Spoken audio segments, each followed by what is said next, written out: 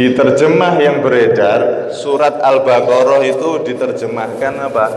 Surat sapi betina. Dikritik sama beliau. Yang tepat kata beliau dalam salah satu kitabnya itu, Al-Baqarah bermakna kamitslir ruh wal jasad. Antara agama dan negara itu nggak bisa dipisahkan. Jadi dusta besar kalau ada orang mengatasnamakan Islam tapi pengen harus loncat ke bawah. Umat terdahulu nek ngelakoni dosa tobat ada yang seperti itu. Nek kita orang boten, cukup nangis istighfar diampuni, gampang dihapus sama Allah. Lebih-lebih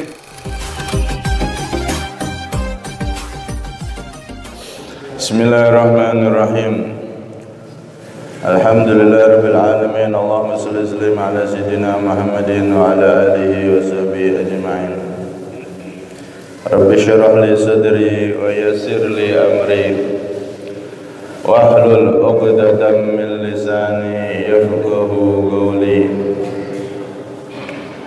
Azaddid lisani wahdi qalbi bi haqqi sayyidina Muhammadin sallallahu alaihi wasallam. Dusturakum ya ahla dargi wa ya ahla batin wa ya ahla nawbati wa ya ahla nur. Amma ba'd. Jamaah semua yang dirahmati oleh Allah Subhanahu wa taala, alhamdulillah. Allah Subhanahu wa taala mengumpulkan kita kembali di tempat yang termulia, yakni masjid, untuk sama-sama mengkaji ilmunya baginda Nabi sallallahu alaihi wasallam. Semoga duduknya kita di majelis ini membuahkan duduknya kita kelak di surganya Allah Subhanahu wa taala bersama Rasulullah sallallahu alaihi wasallam. Amin Allahumma amin. Hadirin semua yang dirahmati oleh Allah Subhanahu wa taala, kita masuk pada surat yang kedua dari Al-Qur'an, Suratul Baqarah. Adapun ini adalah surat Al-Baqarah. Madaniyatun iku bangsa Madaniyah, bangsa Madinah. Mi'atani wa sittun aw sab'un wa thamanuna ayat. Ayatnya ada 286.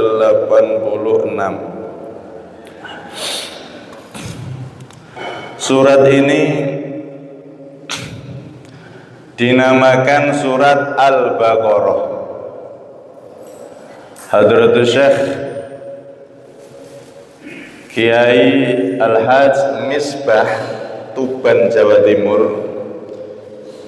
itu dulu dalam salah satu kitabnya pernah mengingatkan, memberi masukan tentang terjemah Al-Quran yang beredar dari Departemen Agama. Karena diterjemah yang beredar, surat Al-Baqarah itu diterjemahkan apa? Surat sapi betina. Dikritik sama beliau. Kata beliau kurang tepat kalau diterjemahkan surat sapi betina. Taknya di situ Al-Baqarah ada tak marbutoh di situ, itu bukan tak litaknis, tapi tak liifrodil jinsi. Yang tepat kata beliau dalam salah satu kitabnya itu, Al-Baqarah bermakna seekor sapi, bukan sapi betina.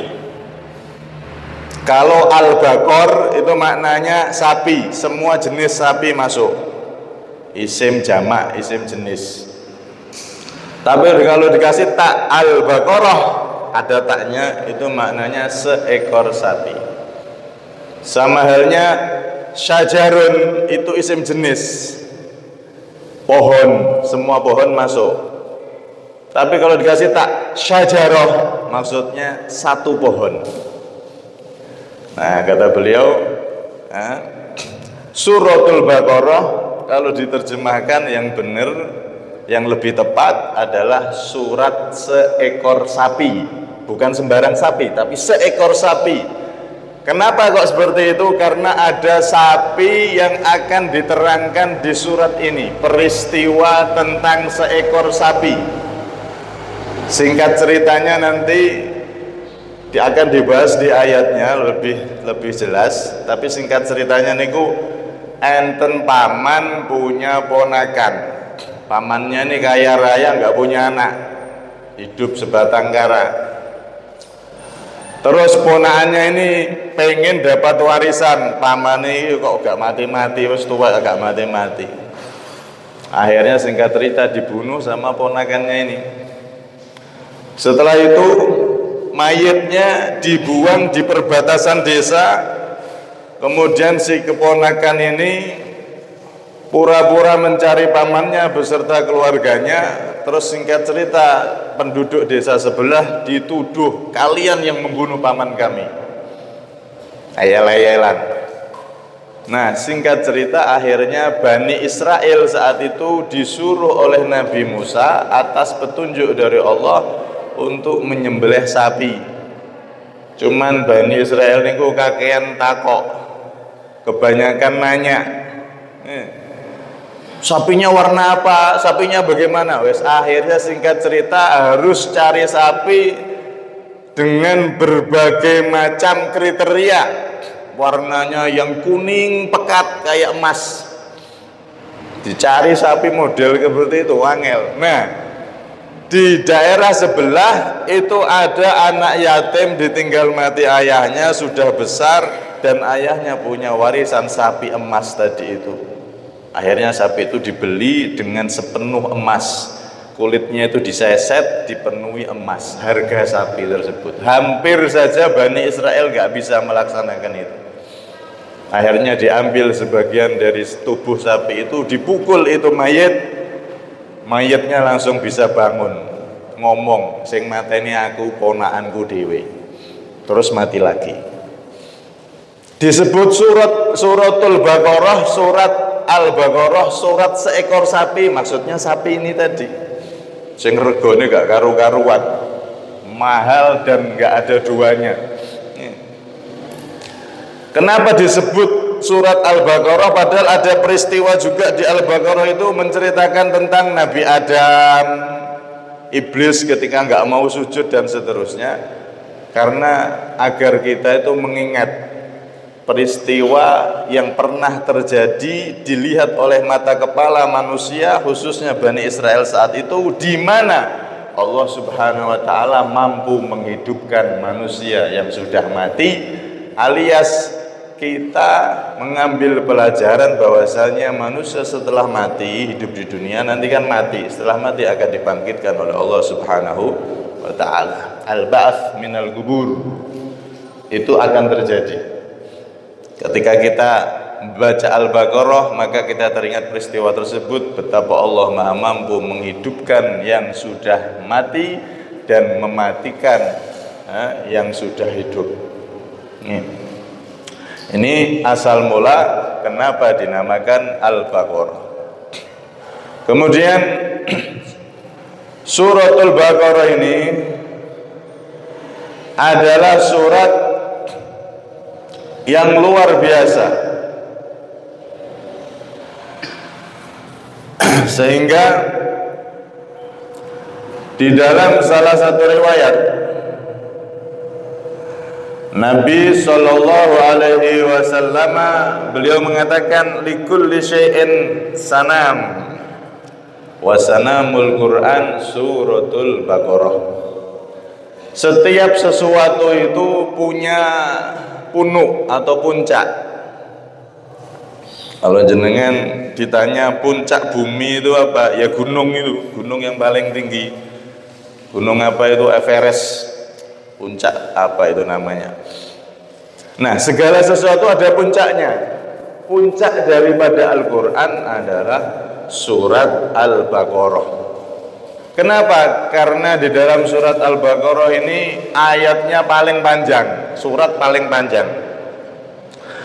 Kata Imam Ibnul Arabi mengatakan, sami'tu ba'du asyakhi, aku mendengar sebagian dari guru-guruku.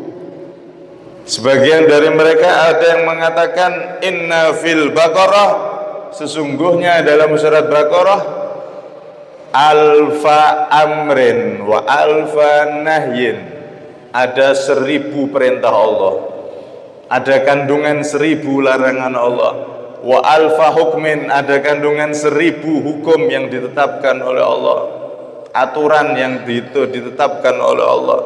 Wa alfa khobarin, dan 1000 cerita, baik cerita masa dahulu, masa yang telah lewat ataupun masa yang akan datang, cerita tentang hari kiamat, tentang ini, tentang itu, semuanya terdapat di dalam surat Al-Baqarah. Sampai-sampai dikatakan di dalam riwayat Nabi SAW juga bersabda, ketika surat Al-Baqarah itu turun, wa nazala ma'aha thamanuna malakan, kama qala Nabi SAW. Ketika surat Al-Baqarah itu turun, wa nazala bi kulli ayatin minha thamanuna malakan, setiap satu ayat dari surat Al-Baqarah itu ketika diturunkan maka diarak oleh 80 malaikat. Per satu ayatnya itu ketika turun diberikan oleh Jibril, disampaikan ke Nabi Muhammad, per satu ayat itu diarak, dikawal oleh 80 malaikat, menunjukkan istimewanya surat Al-Baqarah. Karena itu Nabi SAW di dalam salah satu hadis pernah memberitahu kepada umatnya akan keutamaan dari surat Al-Baqarah. Man qara'aha fi lailatin amina baituhu minasyaitani thalathata layalin, kama qala Nabi SAW. Barang siapa yang membaca surat Al-Baqarah, ini pirang-pirang juz nih, 3 juz lebih sedikit. Barang siapa yang membaca surat Al-Baqarah di rumahnya, maka rumahnya aman dari setan selama 3 hari.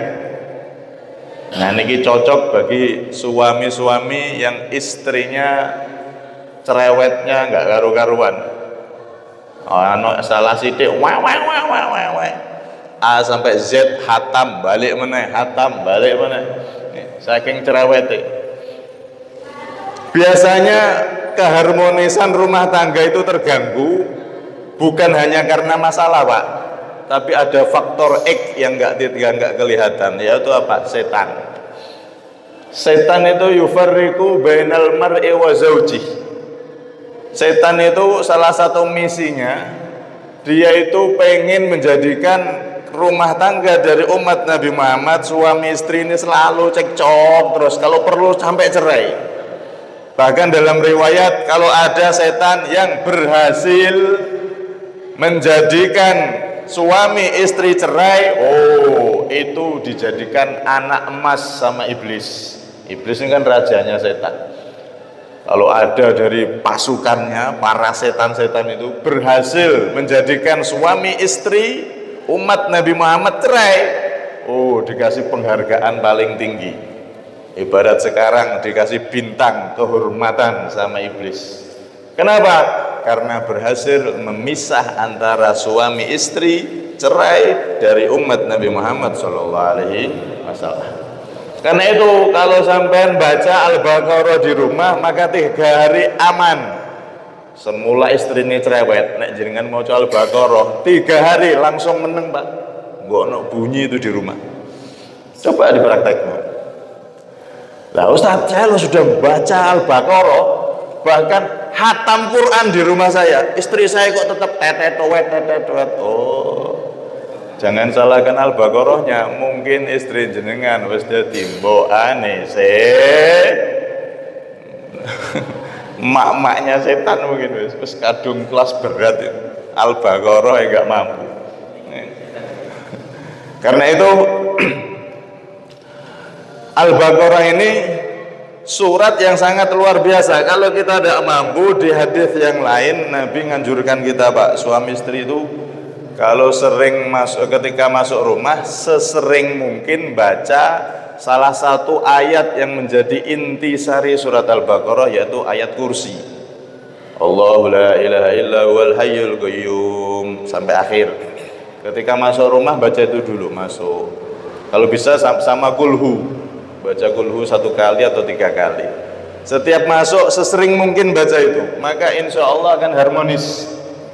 Kalau ada orang masuk rumah baca ayat kursi 1 ayat dari surat Al-Baqarah ini, maka rumahnya akan aman dari setan. Setiap masuk baca ayat kursi, jadi harmonis suami istri itu. Tambah baca kulhu, insya Allah lancar rezekinya, berkah. Amin Allahumma amin. Lebih-lebih lagi akhir 2 ayat akhir dari surat Al-Baqarah. Oh, itu juga keistimewaan luar biasa itu. Amanar rasulu bima unzila ilaihi mir rabbihi wal mu'minun sampai famsurna 'alal qaumil kafirin, itu kan penutup surat Al-Baqarah. Itu di dalam kitab Syarah Muslim disebutkan U'tiyan Nabi sallallahu alaihi wasallam salatan. Nabi itu Pak, ketika Isra Mi'raj itu dikasih 3 hadiah sama Allah. Yang pertama sholat, jelas sholat 5 waktu, itu hadiah terbesar. Yang kedua yughfaru li ummatihil mubiqat, al-mubiqat, diampuni untuk umatnya Rasulullah al-mubiqat, dosa-dosa besar yang bisa menjadikan seseorang masuk neraka. Tapi nek gelem tobat gampang Gusti Allah ngapura untuk umatnya Nabi Muhammad SAW. Kalau umat-umat terdahulu sulit, tobat itu sulit Pak. Nah kita orang punya dosa banyak sebesar apapun, mau tobat benar-benar tidak perlu berkorban ini, berkorban itu. Kalau umat terdahulu tobat, ada yang disuruh naik ke gunung, kemudian untuk membuktikan tobatnya harus loncat ke bawah. Umat terdahulu naik ngelakoni dosa, tobat, ada yang seperti itu. Nah kita orang boten, cukup nangis, istighfar, diampuni, gampang dihapus sama Allah. Lebih-lebih ini besok malam Ahad ini ada malam nisfu Sya'ban. Para ulama kita ngajari untuk menghidupkan malam nisfu Sya'ban dengan 3 hal supaya kita dapat bagian dari kemuliaan malam nisfu Sya'ban. Karena Allah, innallaha yaghfiru lailatan nisfi Sya'ban bi adadi ghanami bani kalbin. Sesungguhnya Allah Subhanahu wa taala itu mengampuni di malam nisfu Sya'ban seperti bi'adati sya'ri ghanami bani kalbin, seperti bulu domba, bulu kambing yang dimiliki oleh suku Bani Kaleb.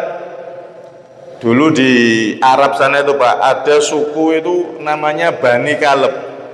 Suku Bani Kaleb ini terkenal suku yang ahli ngingu wedhus, suku yang ahli nernak kambing, sampai satu rumah itu punya ribuan kambing. Per satu rumah punya ribuan kambing. Bagaimana kalau satu suku? Nah, kata Rasulullah, Allah Subhanahu wa taala itu mengampuni di malam nisfu Sya'ban sebanyak bulu dari kambing-kambingnya suku Bani Kaleb. Dan kambingnya aja nggak terhitung, setiap rumah punya ribuan kambing, sak suku. Kambingnya dihitung nggak bisa, itu kambingnya, apalagi kok bulu kambingnya, kira-kira berapa itu jumlahnya? Sing iso jawab kasih hadiah umroh, bayar dhewe tapi. Bulunya satu kambing aja itu loh, bulu kambing satu kita suruh ngitung nggak bisa, apalagi ini sak suku terkenal ternak kambing ribuan, puluhan ribu udah nggak terhitung kambingnya. Allah itu di malam nisfu Sa'ban mengampuni dosa-dosa dari umat Nabi Muhammad sebanyak bulu dari kambing-kambingnya Bani Kalb tadi itu. Masya Allah. Ini disebutkan di kitab Tafsirul Khazin. Al-Imam Khazin menyebutkan riwayat hadis ini.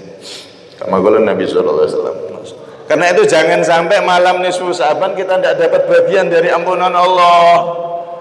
Dengan cara apa? Pertama, ada 3 amalan. Amalan ini bagus, jadi tidak perlu hadis sahih. Amalan sesuatu amalan yang bagus, nggak nyalai aturan, tidak perlu Pak. Hadis sahih, hadisnya mana? Tidak usah bertanya hadis. Amalannya apa itu? Baca Yasin 3 kali. Nah itu biasanya nanti di langgar-langgar, musola-musolatan masjid-masjid baca itu. Para kiai kita dulu ngajari seperti itu, para ulama. Kemudian yang kedua, jamaah sholat isya. Sama yang ketiga, jamaah sholat subuh. Karena ada riwayat dalam hadis itu, hadis di dalam kitab Mukhtarul Hadis, barang siapa yang jamaah sholat isya dan sholat subuh, maka dia terhitung menjadi orang yang semalam suntuk berdiri ibadah sholat alhamdulillah. Nanti malam Ahad besok ini jangan sampai enggak jamaah subuh sama jamaah isya.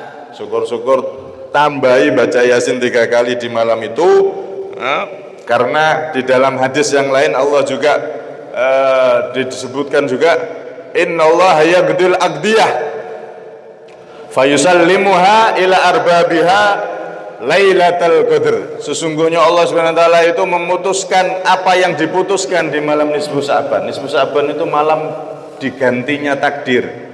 Ada yang ditambahi umurnya, ditambahi rizkinya, ditambahi anaknya, ditambahi istrinya, solehah maksudnya. Pokoknya ditambahi yang baik-baik di malam nisfu Sa'ban itu bagi mereka yang mau ngisi ibadah. Akan ditambahi baik, kebaikan, keberkahan oleh Allah Subhanahu wa taala. Nah, nanti Allah Subhanahu wa taala akan memberikan orang ini takdir baik tadi itu.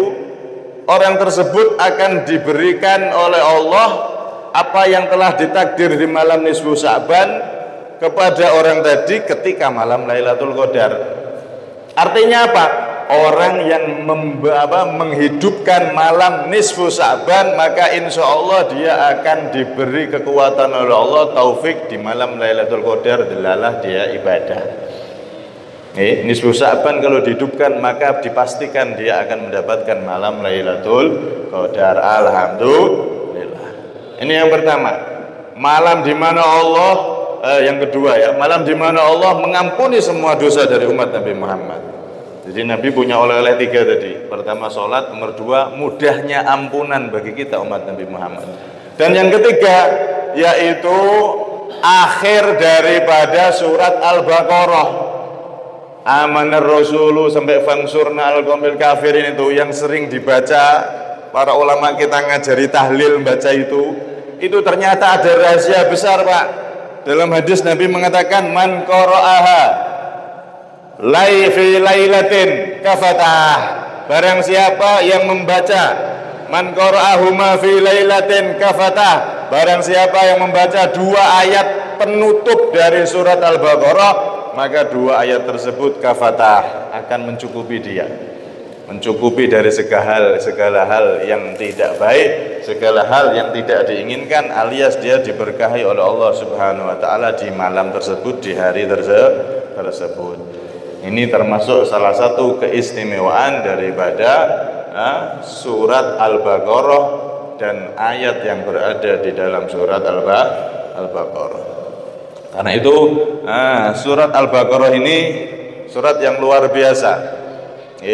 Nek jenengan bisa baca semuanya di rumah biar rumahnya itu bercahaya. Kalau tidak bisa ya tadi setiap masuk baca 1 ayat dari surat Al-Baqarah yaitu ayat kursi, dan setiap malam baca penutup Al-Baqarah. Amanar Rasulu bima unzila ilaihi mir rabbil mu'minun. Itu kalau orang yang ahli tahlil pasti baca itu, atau orang yang ahli baca Rotibul Haddad ada bacaan itu. Begitu juga wirid-wirid dari para ulama. Nah, itu semua ternyata ada sir yang besar, rahasia yang besar dari Allah Subhanahu wa taala. Kemudian di sini disebutkan madaniyatun. Surat Al-Baqarah ini adalah madaniyah.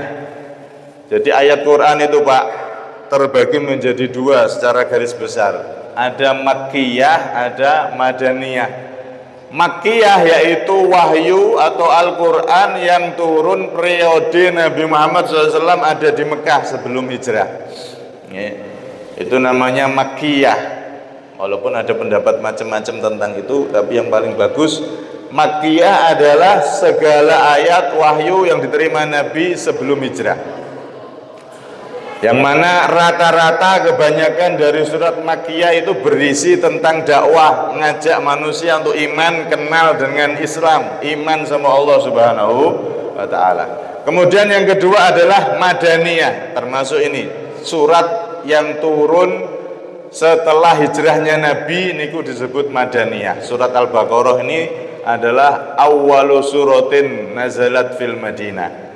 Dia adalah surat pertama yang turun setelah Rasulullah hijrah ke Madinah. Yang mana surat Madaniyah itu isinya adalah litakwiyatid din, untuk menguatkan agama, karena Nabi saat itu pindah tanah air di Madinah. Di sana sudah banyak orang yang beriman, sudah banyak orang Islam, tidak seperti di Mekah. Nabi sama sahabatnya diintimidasi, diteror. Tapi beliau pindah hijrah ke Madinah, menjadi sebuah negara Muslim yang dipimpin oleh Nabi Muhammad SAW. Dan kata para ulama di situ, Al Imam Az-Zuhaili menyebutkan Al-Madinah mujtama ad-din wa daulah. Madinah itu adalah komunitas agama dan juga negara. Saat itu Nabi itu memimpin masyarakat Islami dan juga memimpin negara. Wahuma kamitslir ruh wal jasad. Antara agama dan negara itu nggak bisa dipisahkan. Jadi dusta besar kalau ada orang mengatasnamakan Islam tapi pengen berontak sama negaranya. Dusta besar orang-orang mengatasnamakan Islam tapi pengen mengacaukan negaranya. Tidak ada. Agama sama negara kita diajarin Nabi itu kamitslir jasad war ruh, seperti jasad dan ruh. Jasad sama ruh ini nggak bisa dipisah. Kalau terpisah mati. Begitu juga agama dan negara. Islam ini mengajarkan cinta terhadap negaranya, sebagaimana jasad dan ruh tidak bisa dipisah. Ini biasanya ayat Madaniyah, ayat-ayat yang turun setelah hijrahnya Nabi, mengajarkan tentang penguatkan iman, penguatan tentang amal soleh, dan penguatan persatuan. Lebih-lebih saat itu Nabi memimpin satu negeri Islam yang pusatnya ada di Madinah, dan diteruskan oleh para khulafaur rasyidin. Ini tentang surat Al-Baqarah. Semoga kita bisa mengambil daripada pertemuan kali ini. Kita rangkumkan pertama, yang pertama adalah pentingnya kita untuk selalu punya dzikir. Lebih-lebih kalau masuk rumah tadi, lebih-lebih lagi kalau dzikirnya itu berupa ayat-ayat Quran. Masuk rumah baca ayat kursi, insya Allah semoga rumahnya dijadikan rumah yang berkah. Kemudian pentingnya kita, yang kedua, pentingnya kita untuk mencintai tanah air, karena itu jelas perintah Nabi, ajaran Nabi SAW. Dan juga pentingnya kita untuk memperhatikan waktu-waktu yang mulia seperti nisfu Sya'ban dan lain-lain. Lebih-lebih sebentar lagi kita masuk Ramadan, itu waktu-waktu yang mulia. Ibarat waktu sampean dagangan itu waktu gajian. Jangan sampai tutup tokonya. Pas gajian orang datang banyak malah tokonya tutup. Ya nggak dapat apa-apa.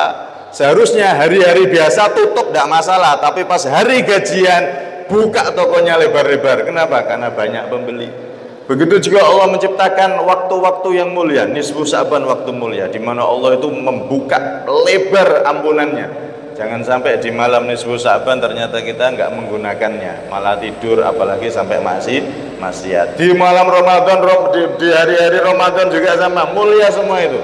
Maka kita perlu memperhatikan waktu-waktu mulia di mana Allah menganugerahkan ampunannya, menganugerahkan maghfirah dan juga rahmatnya. Semoga kita termasuk hamba-hamba Allah yang mendapatkan rahmat banyak dari Allah Subhanahu wa taala, khususnya nanti di malam nisfu Sya'ban, dan khususnya semoga kita disampaikan oleh Allah Subhanahu wa taala di bulan suci Ramadan dalam keadaan fi khairin wa lutfin wa afiyah, dalam keadaan sehat wal afiat. Amin Allahumma amin.